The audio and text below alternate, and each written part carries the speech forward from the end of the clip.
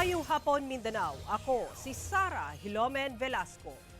Patay ang treasurer sa usa ka simbahan sa Cagayan de Oro City human gitad-tad og bala sulod sa compound sa ilang simbahan. Suspect sa maong krimen kauban ra sa biktima sa simbahan. Hinuon gilayong misurrender kini sa otoridad. Ani report ni Cyril Chavez.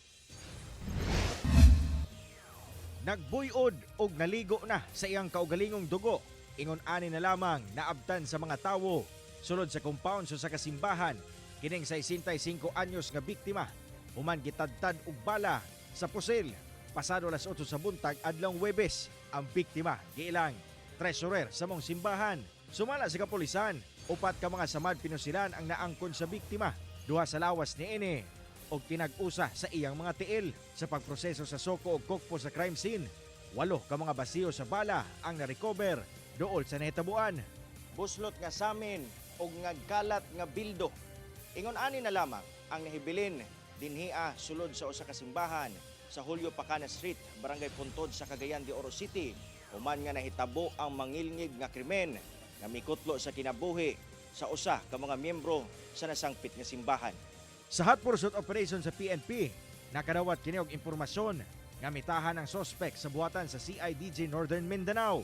Nakig-alayon gilayon kini sa kokpo alang sa pag-turnover sa sospek sa ilang kustodiya. Wala na magpa-interview pa ang sospek apan base sa impormasyon sa kokpo, giangkon niini ang krimen. Sumala pa nga nagkalalis pa sila niini sa cellphone hantod nga nag-abot sa compound sa simbahan kung asa nagpadayon ng ilang bikil nga misangpot sa pagpamusil.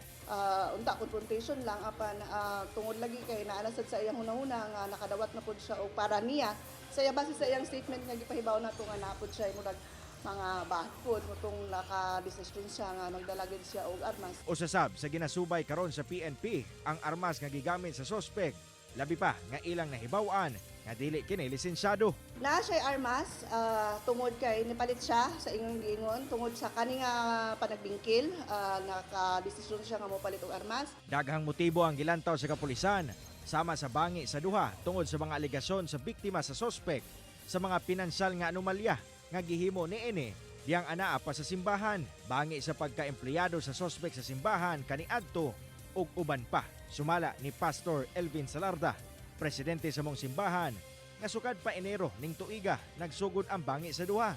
Gani naabot pa kini sa pagkasuhay apan wa nila damha nga moabot kini sa punto nga mapatay sa sospek ang biktima. Naami mga initial nga gihimo nga action nga anggad ginabawalan na siya. I think our anggad can tell sa amo nga gihimo nga mga actions pero dili magud sa ingon kayo nga una nga himuon niya ang maong abulaton. Kasong murder sub ang ipasaka sa kapulisan batok sa sospek. Kauban si Jaybert Pairat, Cyril Chavez.